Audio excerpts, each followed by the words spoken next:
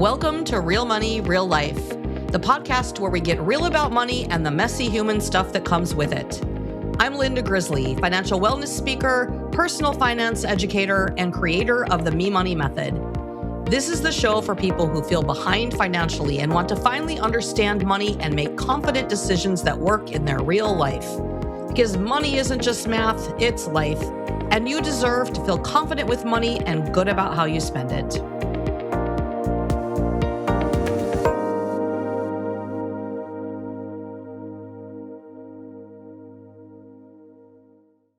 Hello, everyone. If you're listening, you're one of the real ones, the ones who want to understand the rules before you make one of the biggest retirement decisions of your life.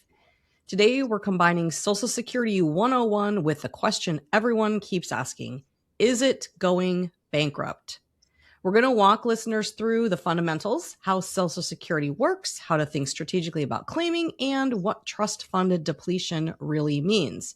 So this episode is about giving you clarity and strategy so you can make decisions based on facts and not fear. And my guest today is Marcia Mantell. She's a nationally known keynote speaker, author, retirement planning guru, and a baby boomer. For over 30 years, Marcia Mantell has helped the country's foremost financial services firms and advisors increase their knowledge of complex retirement concepts and regulations. She's known for taking the complicated retirement, Social Security, and Medicare rules and translating them into language we can all better understand. And she's the author of 4 retirement books, a longtime blogger and media columnist. And whether writing about or talking about retirement, she takes the opportunity to share as many helpful tricks and tips as possible. It's all about making a successful transition into retirement. Welcome, Marcia. Thank you so much, Linda, for inviting me to your podcast today. What a nice intro. Thank you.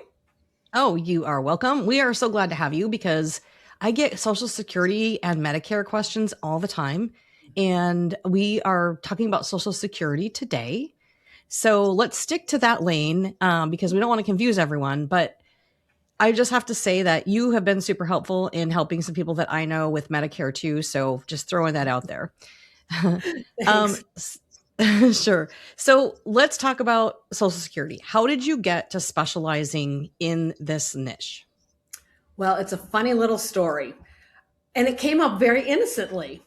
Decades ago now, 20, 23 years ago, a friend of mine in the retirement industry, we were just chatting over lunch, and she said, so Marcia, what do you think of this idea? When I turn 62, I'm thinking I'm going to claim Social Security, and I'm going to invest that money because I don't need it, and I'm going to keep working. It's like, that's an interesting idea. And she said, so can I do that? Well, I didn't know. And I said, you know what? I'm going to go check. Now, at this time, the internet is barely born, Linda. I mean, we're talking, this is about the year 2000. So there was very little access to information about this. But I did some digging, went to the library, way back then, we went to the libraries. And I found that you can't do that. If you're still working and making a lot of money, by a lot, I mean this year, more than $22,000, you're not going to get all of the benefits that you think you're going to get. You're going to get a reduction, first of all, in your actual benefit amount that will be paid to you.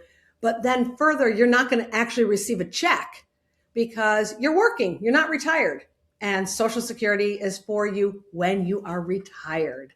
So that started my journey into what is with this program. And my gosh, it is complicated. It is complicated. And what is with this program? So let's go ahead and start with Social Security 101. How does it work? Tell us how the benefits are calculated. Yeah, what I think surprises people a lot, Social Security benefits, the actual payment you're going to get in retirement is completely based on your personal work earnings over your history. A lifetime of work turns into average income. How much did you make on average over your entire career? And then there's a formula. It's a little bit of a calculation to figure out how much of an insurance benefit we're each going to get. But it completely depends on how much we made over in the highest 35 years is what Social Security will use to calculate that benefit. So it's a calculation. It's based on your own work history, and they anchor that calculation on your full retirement age, which is when Social Security deems us to be retired. Mostly for everyone listening today, that will be age 67. So it's both very personal to the lane you were in when you worked and how much you made, and there's a calculation as well. Yeah. So let's talk about that calculation a little bit because personally, it affects both me and my husband because we're a blended marriage. So we haven't been together forever. But for me, I was a stay-at-home mom for a while. So being that it's based on the highest 35 years, that's affecting me because some of those years I wasn't working or I wasn't working full time. And with my husband being a fireman, he has a pension and he didn't pay into Social Security for that job, but he's worked other jobs that have paid into it, but not so much. So talk to us more about the 35 years and how that works. Oh, sure. What an interesting situation you and your husband have. It's very common, right? Everyone has a particular career, whether it's anything from at-home mom to president of or CEO of a corporation and everything in between. So you're looking at it exactly correctly, that you need to look at you as a worker, whatever that lane was, and your husband the same. Now, in your case, being an at-home mom, you did have years where you maybe had zeros or very low income. So in order to get a bigger benefit when it's time to claim at, we'll say, full retirement age or 67, you want as many high earnings years as possible. So Social Security will go all the way back till you were 21 and look at all of your earnings. They index it for wage inflation also. So my first year in 1979 was my first real earnings, $125 from working at McDonald's that summer. It's like, well, I don't really want that number in there. Even indexed for inflation, it doesn't get that high. So what you're doing over your long career, you might have 50 years of work, would say 20 that were zeros. Well, that gives you 30 years with earnings, and 0 years would be included in the calculation. So you may have that, or you may have, let's say, 20 low income years and 25 high income years. The top 25 will be used, and then 10 of your lower earnings years will be also included in your calculation. And what it does for us moms in particular, it compresses how much we can get as a benefit, because we've popped in and out. I call them popcorn careers that we have. We do pop in and out of careers, some years being zero, some years being half or only a quarter of our higher earning years. But nevertheless, we get our own benefit. If you have worked for at least 40 quarters over your, say, 50 years, you are eligible for your benefit. Now, your husband, he's in a little bit different situation. Let's say he never had a break in work. He started working when he was 20 or whatever, and he's worked all the way through to 67. Well, in that case, he's going to see a lot of zeros in the years he was a firefighter, and that was his only income because the public workers don't pay into Social Security. But then he had other jobs, whether before becoming a firefighter or after, or summers or in between or whatnot. He also has earnings, but he might only have a total of 20 years of real dollars of the 35 possible. So he'll have 20 years of earnings plus 10 years of zeros, or 20 years, 15 years of zeros, and he will have a much smaller benefit calculated, but he gets a full pension. I'm assuming he's going to meet the rules for qualifying for the full pension. So the pension gets paid first, then his Social Security gets paid now in full. So he'll still have a benefit, and he might get a spousal top up because he's married to you. So it's going to depend on how the math works and how different your two benefits are. And he may get a little bit of a boost, $100, $200, $300 a month. Yeah. And I want to mention, I've worked a lot with teachers too. And so they have the same issue with their pensions. Yes. And there were actually some of the teachers that I've worked with in the past who didn't work. They just started right out of college teaching, and they didn't have other jobs. Maybe they did summer stuff, but they didn't qualify for enough credits. So it's important to think about that when you're younger too. If you're in one of these jobs that we are not paying into Social Security, to think about that in advance so that you are aware and can start doing other things to create some Social Security Like a quarters. foundation. So yeah, the foundation of that. And you mentioned very quickly, you said, I'm trying to remember what it's called. I'm just drawing a complete blank right now. The But the spousal thing top-up? where, no, the Oh. where you used to not. The weapon GPO. The Yes. clawbacks when you had a public pension. Yes. So, and it's funny because I was the go-to person on this, and all of a sudden I'm having like the whatever, the woman over 50 brain right now. But Right. yeah, so mention that because a lot of people don't even know that was repealed. Right. Or so eliminated. This was just a couple of years ago. So back in the late 1970s and early 1980s, when Social Security back then was having some difficulty meeting the obligations, the payment obligations of the day, Congress put in a lot of changes and in ways to build up revenue. One of the amendments that they passed was to say, well, if you are a public sector worker, even if you paid into Social Security or you're the spouse of someone who paid into Social Security, we're going to claw back your benefits. We don't think you should have two benefits because, to be fair, the original public pensions were meant to be in place of Social Security, but to deliver about the same amount of money at the end of the day. Well, now people have these hybrid careers, like your husband. He worked in the public sector for a good chunk, but he also worked in the private sector for a good chunk. So these people were being penalized. They really had earned Social Security benefits, but they were being taken off the table. The pensions stayed intact. So that went on for 40 years. And for 40 years, people fought that, meaning there were unions who petitioned to Congress and worked with Congress people to say this is not fair. Well, one of the last things that happened in the Biden administration is the Congress at the end of 2024, and then Joe Biden signed into law January of 2025, the Social Security Fairness Act, and got rid of those clawbacks entirely and made it retroactive to January 2024. So anyone who was already in the system, they got a big check for all these retroactive benefits, and then their Social Security benefit increased. But a lot of the people, to your point, today's teachers might not know that. Somebody who's 50 or 52, they're trying to get to their pension, which is still a very good strategy, by the way. But they weren't counting on a spousal benefit, let's say, because they thought they weren't eligible. And now they are. So, people argue both sides of the coin on this. I think overall it's a really good thing for the public sector workers. Nobody's getting rich on a pension. Nobody's getting rich in Social Security. If you've earned the benefit, you've earned the benefit.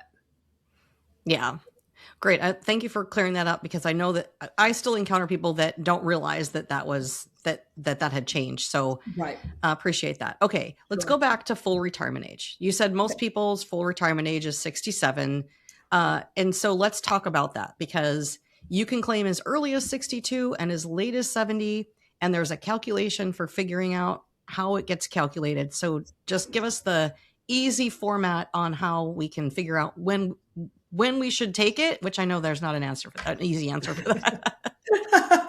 But there's some good thinking that has to go in before you just apply. So the full retirement age, this is your most important age number to know. This is when it's in the law. When does Social Security deem us to be retired? And the reason that's important is these benefits we're getting are for retirement. So if you're retiring at, say, 62, you can stop working, right? But should you claim Social Security that early? Well, that's a bigger decision. It's relative to your full retirement age that Social Security says if you have fully retired and you're younger than full retirement age, you might want to go ahead and claim, though you will get 30% less in your benefit amount each month. So where are you going to make up that shortfall? But they also say, if you're going to keep working, like my friend who asked me that original question, she wanted to start claiming at 62, but she was going to keep working. You can also do that, but you have to pass the earnings limit test. And for those who are younger than full retirement age and still working, unless you're just working as a hobby, just a little bit of selling some stuff on Etsy or whatever you might be doing, or having a craft fair, if you're making more than $22,000 ish this year, you're not retired. You're not deemed retired. But as soon as you hit full retirement age, you're now deemed retired, and no one cares if you're working or not. So you can keep working. You can make $100,000 a year at 67 and claim Social Security, and you're going to receive both your W-2 wages and your Social Security benefit with no reductions and no clawbacks. So knowing age 67 is really important, because I look at it as that's your anchor. That is your age. Social Security does the calculation, your personal calculation, at age 67. So if you claim any month or year before 67, you're going to get a permanent reduction in your monthly income, as much as 30%. And if you can wait to claim until 70, you mentioned that upper band, you will get 24% higher benefits than your deemed number.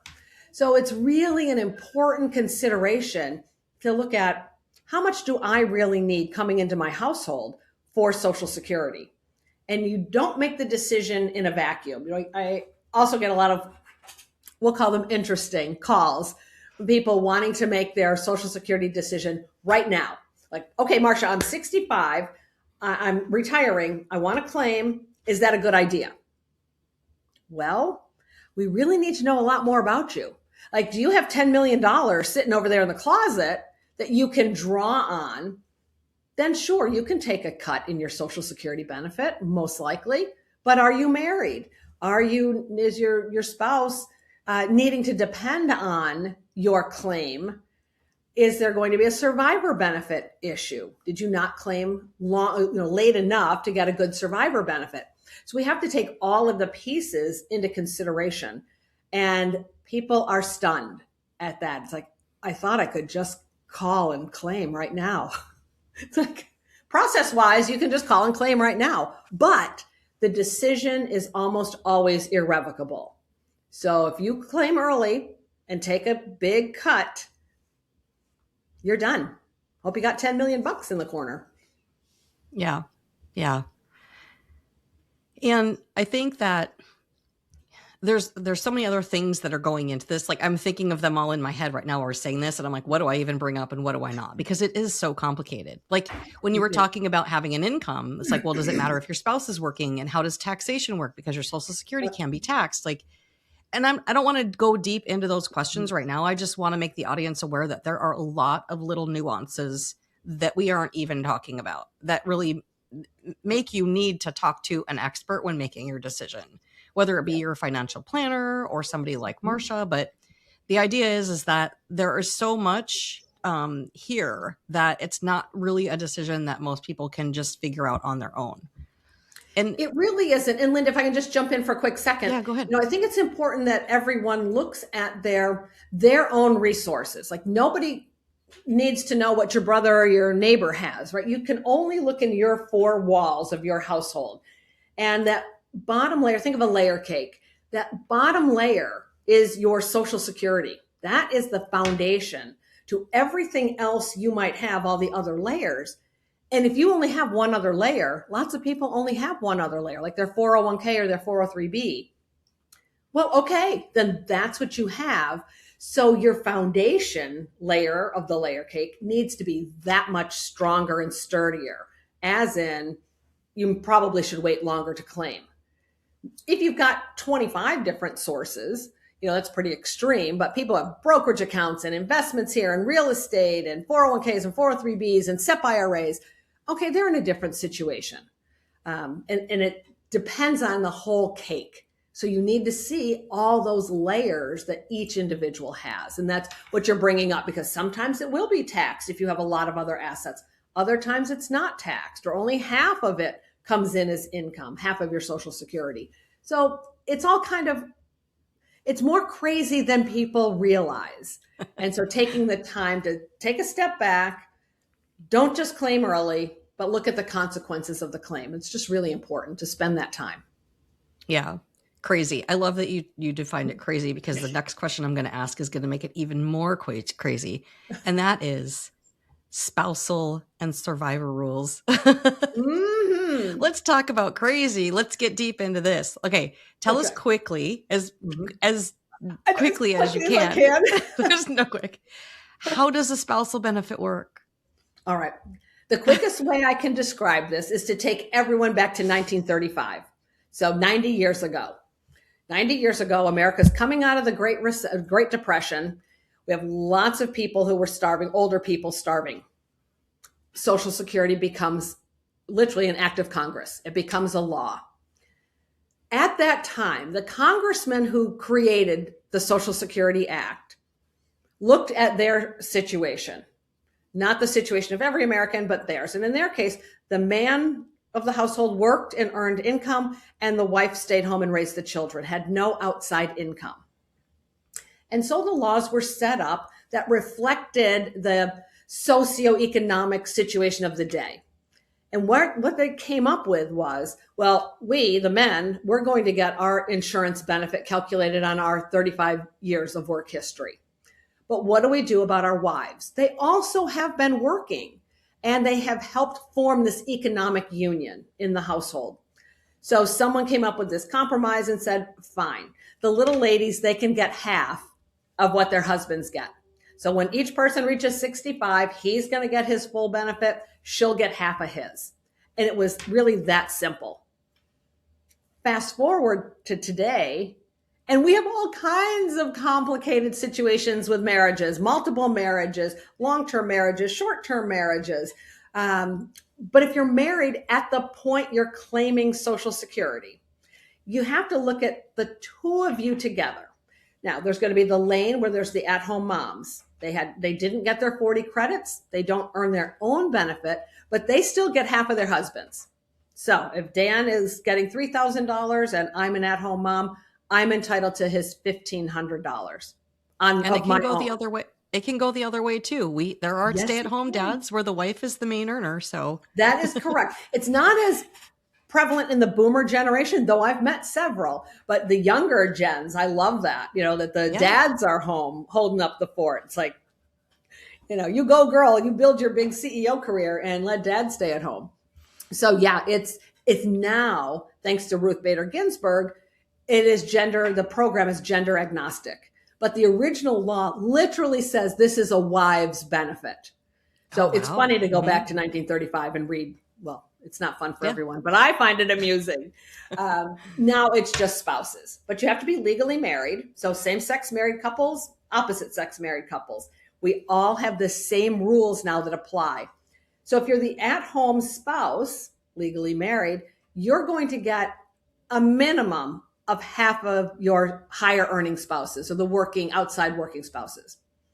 If you have your own benefit, though, because you've worked 35 years and you have as high or almost as high as your spouse's benefit, you get no spousal benefit. You get yours, he gets his, she gets hers, you're done. And I just worked with a couple the other day. They're within about $60 of each other. One was like $3,900 a month was their benefit, and hers was $60 less. They're really two individuals bringing cash flow into a household. Where things get crazy, though, Linda, is the spousal situation where, and I'm going to go traditional just so I can keep it straight, Dan and Marcia. Dan had the higher benefit, $4,000. Marcia also worked outside the home, but only has a benefit of $1,200, popcorn career, right? So she worked some, she didn't work some, lower paying jobs. So her own benefit is $1,200, but half of his is $2,000. So we go back to the at-home mom. The working mom or the working person should also get at least half of the other spouses, the higher earning spouses. So I will get my $1,200, and then I'm going to get what we call a spousal top up of another $800, so that my total equals the same as a dependent spouse. It gets really complicated when you have that situation. add in pensions on top of that. And, it's just really a heck of an analysis that I end up doing for people. But this is the complexity that we want you, every individual, to get what you are entitled to, what you earned on your own and relative to the higher earner. So spousal benefits do happen. They happen a lot, but just because you're married does not mean you'll get a spousal benefit. Makes sense. Okay. What about the timing of claiming? What if one spouse claims early? What if one says, I want to claim at 62? And then the other one, how does that work? I'll let you throw any little Yeah. No, you're exactly on the right track, because that's sort of the next step, right? It's like, who's going to claim when? And is there a reason for someone to claim early? And by early, I mean before full retirement age. The higher earner has really double duty of an obligation to the couple. Not only do you use Social Security income, to make that bottom layer of the cake, it provides the cash flow that your family is going to need as you leave your job. So you want your cash flow to be as high as possible while both of you are living. But the importance of the higher earner's decision is that that person also sets the survivor benefit. So unpleasant as it is, when Dan dies, I will get the higher of the two benefits. We lose one because one of the party members is dead now. So you are remaining with one benefit, and it's the higher of the two that you were receiving. So if Dan claims early at 62, takes that big, and he's the higher earner, takes the big 30% cut, he has also locked me in to a survivor benefit that's going to be 30% lower than it could have been. So it depends. It depends on the cash flow needs. It depends how different are the Social Security benefits between the spouses. Is the lower earner going to depend on the higher earner for a spousal top up or for her entire benefit or his entire benefit? So we have to look at all these layers and layers of complexity to decide who should claim when. And if you're really sophisticated at the math, you can run some tools and also look at what is the expected present value of the cumulative benefits over time. And where the math always works out 100% of the time that the higher earner should wait until 70. Well, maybe the higher earner doesn't want to, but then can he or she at least make it to full retirement age? Because then you're having no clawbacks for working and earning. You have no reduction to the benefit. That's the optimal calculated benefit. Some can, some can't. So we create a lot of scenarios and a lot of different analyses so that people understand what the consequences of their decisions are. And then you decide. Yeah. So couples should coordinate their claims, think about them together. Sometimes delaying makes sense. Sometimes taking early makes sense. Sometimes it's a longevity hedge, like how long are you going to live? So there's a lot of things to think about. What are the biggest mistakes that you see people make? The number one mistake that I see today is that really smart people who have worked really hard call and they really want me to give them a blessing to claim early so that if there is a shortfall to the program coming in 2032, that they will be grandfathered in and they won't see a benefit cut. So if they're getting $2,000 a month and we don't have the reserve account still available to pay 100% of benefits, that they're not going to be touched. They still will get their $2,000. And so lucky me, I get to be the one to tell them that ain't how it works. There is no such thing as grandfathering in Social Security. So if we end up running out of, basically all the retirees today are getting their benefits from two sources, from the payroll taxes that have been collected by the workers and from this rainy day fund. And it's when the rainy day fund runs out, we're only left with payroll taxes. That's it. That's all the money there's going to be. So everyone will get a cut in benefits if Congress doesn't take care of fixing Social Security's funding sources. So there's no grandfathering. That's the single biggest mistake I see. Interesting. Okay. Which is the great segue into the other thing that I promised our listeners was, is it going bankrupt? And let's clear that up. You already said, no, it's not. Yeah. Right. But that's the word and the phrase that everybody hears and everybody knows, which ensues panic across everyone. Younger workers as well. It's like a lot of the younger workers have already thrown up their hands and said, well, I'm not even going to get Social Security. Yes, you will. It might look a little different, but we still are a developed, massive nation that has old people, and employers don't hire old people. So we have to have a social safety net. It will be there. But is it going bankrupt? It is not. Bankruptcy has the worst connotations, right? I mean, it's this big legal action and all kinds of hoopla. It's not that. It goes back to those funding sources. Rough numbers, 80% of the funding comes from payroll taxes. And we all pay them. They're your FICA taxes that you see coming right out of your paycheck every pay period. So we're paying into the Social Security Trust Fund. And about 80% of the payments going to my dad and all the other retirees, they're coming from the payroll taxes. But we've known this, well, for 100 years, really, that the boomers, well, not quite that long, about 70 years, that when the boomer generation was fully retired, there were going to be more retirees than workers. And so this rainy day fund was built up over decades, and now it's being used to pay the retirees. So yes, the rainy day fund will in fact be depleted, as it was back in 1982.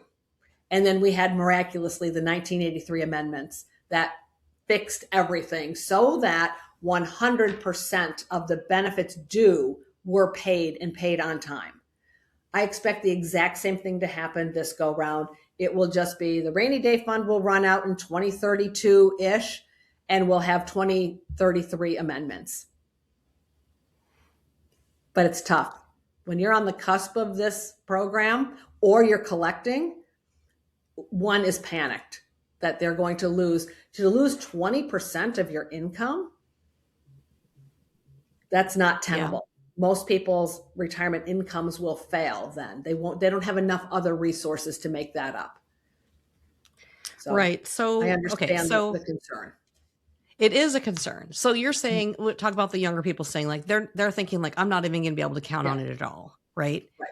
But so how should people factor in potential changes to their planning? Because when you go, you meet with a financial advisor, they look at your Social Security statement and they throw that number in. This is the number you're going to have, or they estimate how they are working it, but they're doing that. Yep. When they look at, can I retire? Can I not retire? But what should they be doing then? How should they be factoring it in? It's a little complicated. What I would suggest, if you're going to see your financial advisor, ask them to run a scenario where your Social Security payment, based on whatever date you decided to claim, whether you claim it 62, 67, or 70, cut it 20% and run the overall comprehensive retirement income plan to see how I'm going to be able to afford my retirement. So you need to know how much you spend and then all of your income sources, and run a scenario. What most people find out is they don't have nearly enough money saved to take a severe 20% cut from this foundational benefit that also comes with a cost of living adjustment every year, almost every year. So you really have to not panic. It's getting good information and to see, well, what would it take if I lived till, because we're doing two things here. Not only are we thinking about cutting benefits or the impact if benefits get cut, but how long are you going to live? And virtually no one can answer that question. So the best practice in retirement income world, we send you out to your mid-90s. Unless you are having this conversation today and you know you have a chronic illness that will end in death soon, we plan for you to go out to at least 95.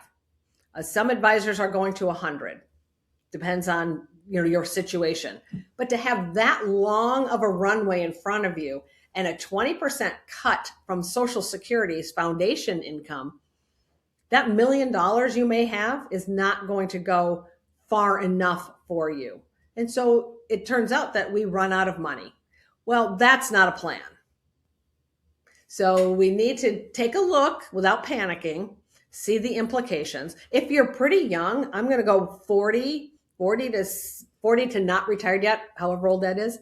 You need to do more to save more for your retirement so that you can weather any bumps along the way, whether it's a Social Security cut, which honestly, I do not believe there's going to be any cut at all. I don't like that we don't know for sure, but based on our history in Congress, there's some more effective Congresses than others. But the fact is, they're not going to let all the old people in their districts get a 20% cut. What are their constituents going to do? They're going to vote them out. So that's not what Congress wants. So I think we're going to be fine, but planning mindfully, because if it's not a 20% cut in Social Security, what if we have a 20% market correction? There are things that the economy is going to still run. The market is still going to have ups and downs all throughout your 30 years of retirement. So we have to plan for these things by taking a look at an unemotional math perspective to see what could happen. And then the person usually comes back to me, Linda, and says, yeah, but what if I die at 66? It's like, okay, well, that's very unfortunate. yeah, that could happen too. But that's not what we plan for when we look at retirement income and Social Security. We plan for the odds you're going to live a really long time because you still have to eat when you're 99. And my in-laws died at 100 and 102. That's a really long life. They ate every day. All great points. Okay, one thing I want to mention, because I did mention the Social Security statement and taking that number that's on there, but one thing that I always find that I have to explain to people when I'm working with them is that number that they show on there where it says like your expected number at age 67, let's say, that assumes that you're working at the same income that you're working at now until age 67. So a lot of times in planning and talking to people, if they're saying, if they're trying to figure out like, can I semi-retire now? And they're looking at that number, they have to reduce that number if they're not working at the same level. So I just want to throw that out there. It's a common thing. Felt like it should need to be mentioned. Yeah, that's a great piece of important nugget to mention. That is exactly how all of our benefits are calculated, that it's assuming you're earning this. So if you've got a really high year this year and you've got 5 more years till 67, Social Security assumes you're making that amount, and those will be in your top 35 years of highest earnings. But what if you want to go part-time, right? Well, then you have to look at it across 35 years. If you go from, I'll be extreme, $500,000 a year down to $100,000 a year, is that going to make a big difference in your benefit amount? The answer is no. Why? Because we only pay into FICA up to what we call the taxable wage base. Your whole $500,000 was never taxed. So you'll see 2 columns on your Social Security statement. One shows the earnings for Medicare.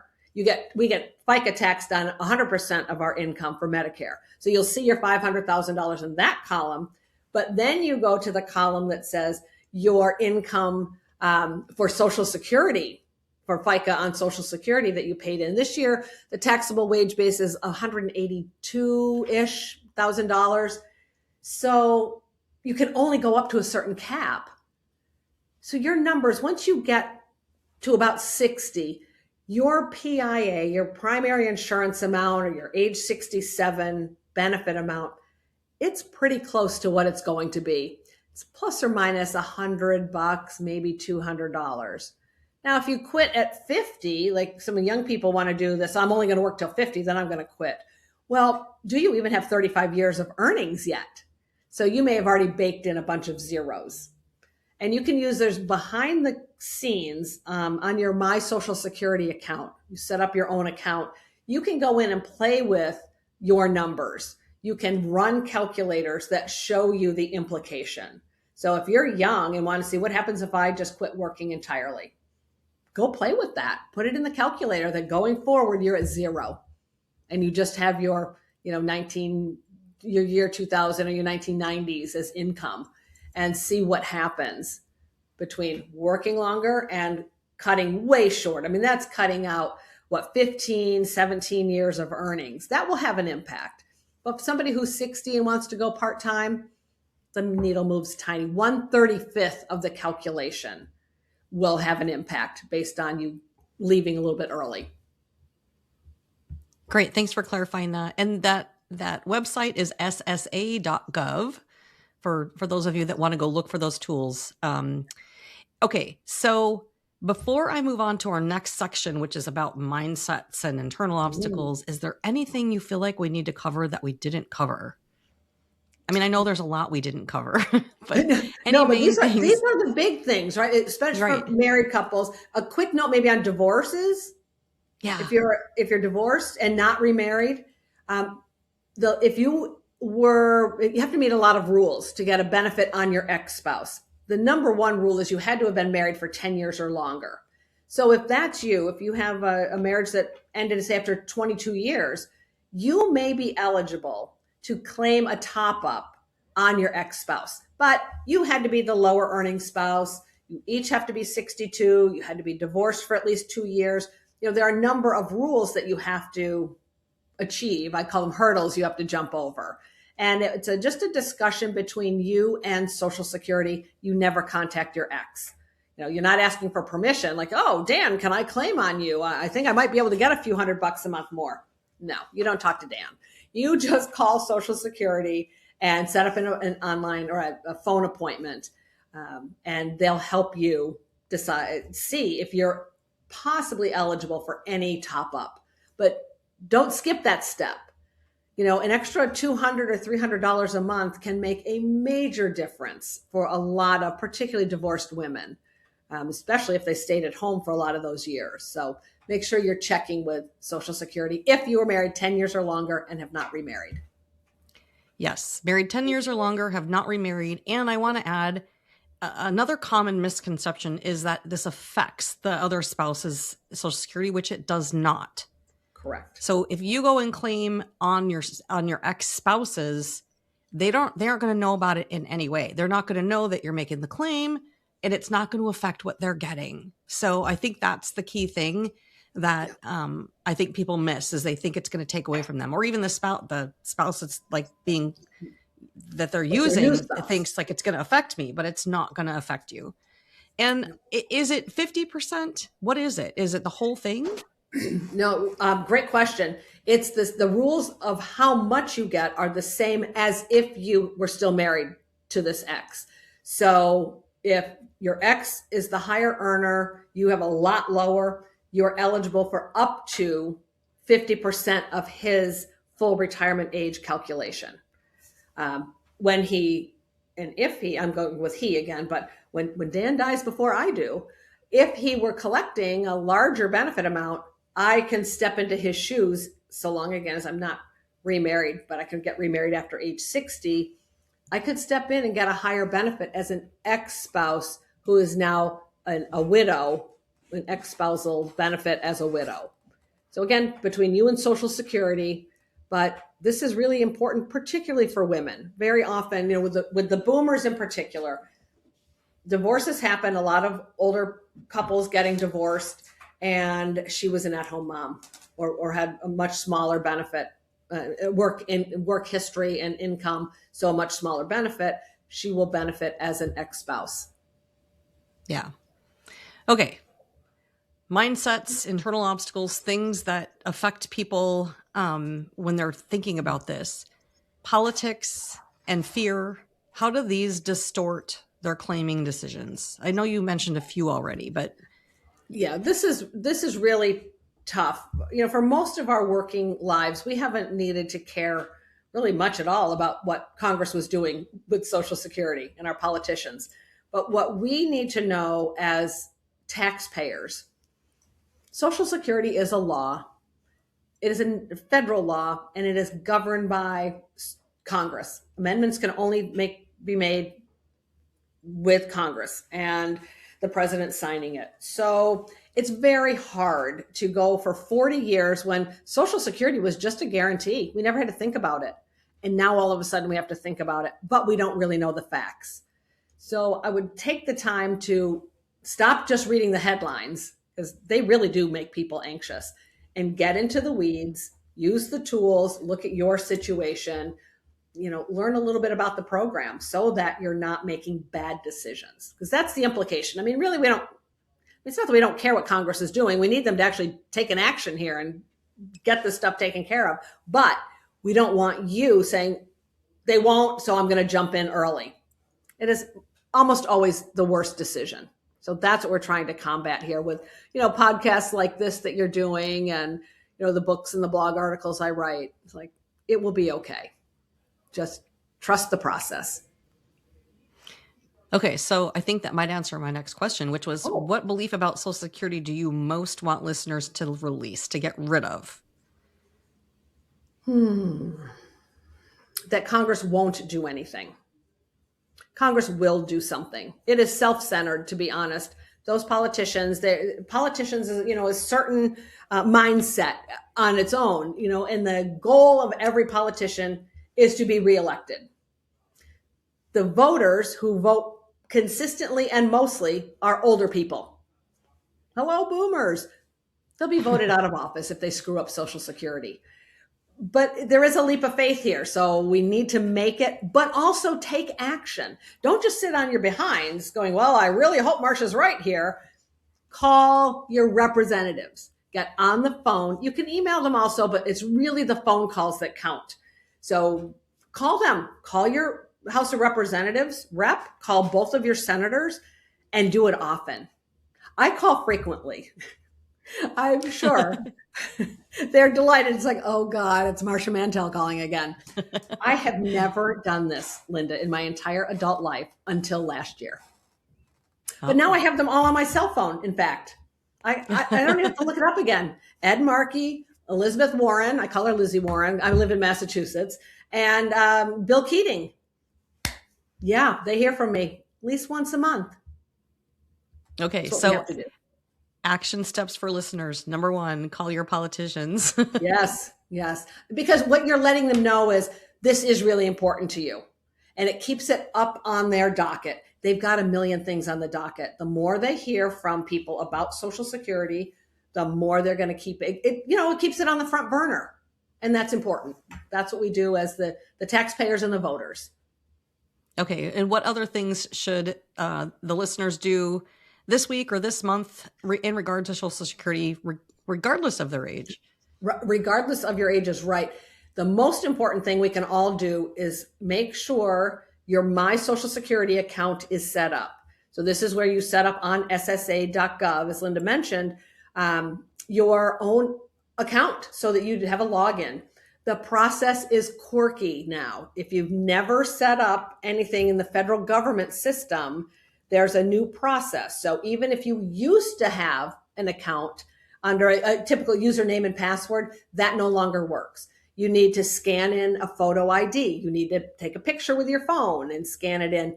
It's this really creepy kind of process, but it's to identify you with your Social Security number and your address so that no one else can. So lots of extra security. Go in and do it. It's coming up on the weekend. Let's do it on the weekend. Yeah. And I think all of my signups are done through ID Me. Yeah. And I say all of mine. All Let me explain that. Let me explain that. Okay, so I'm POA for my elderly parents. And so I had to set up, my dad has dementia and he's in a nursing home.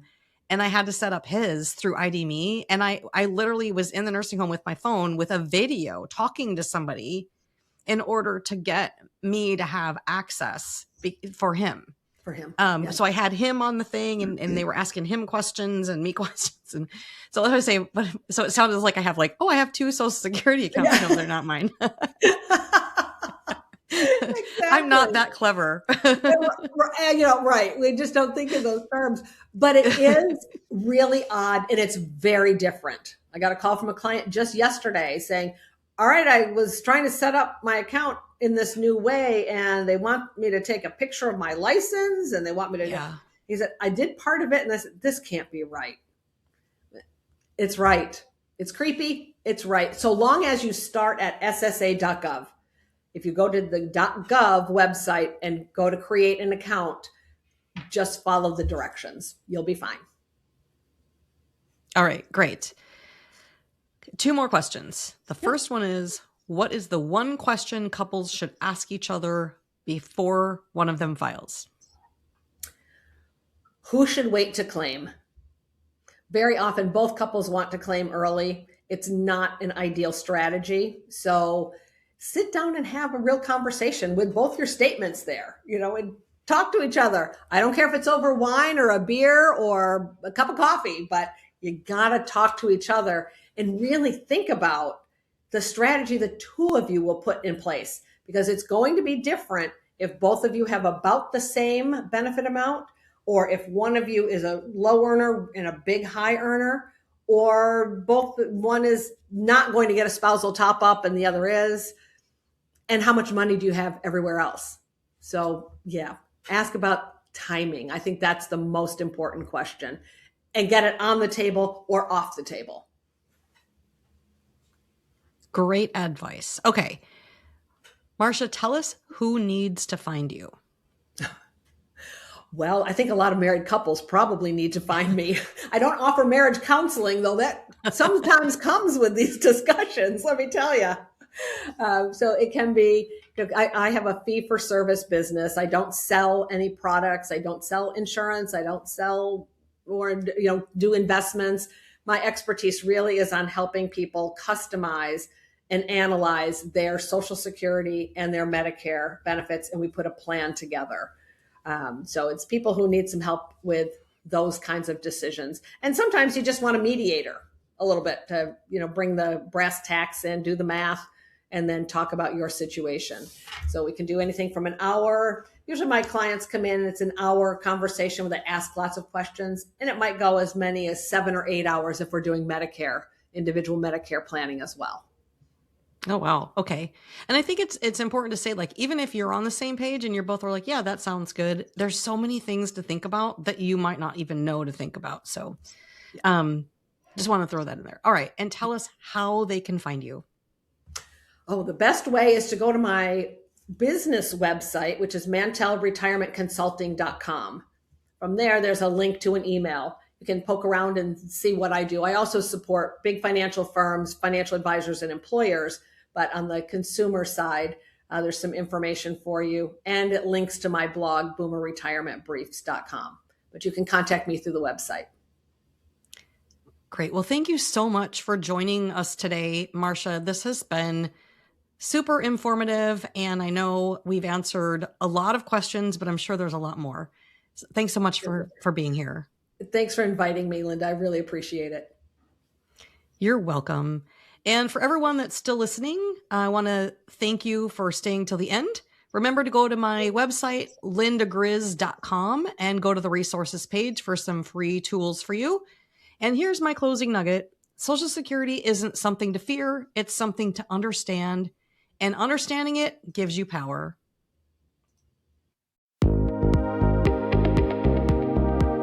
Thanks so much for listening to Real Money, Real Life. Want to see what's blocking you from financial confidence or discover your money personality? Head to the resources page at lindagriz.com for our free quizzes.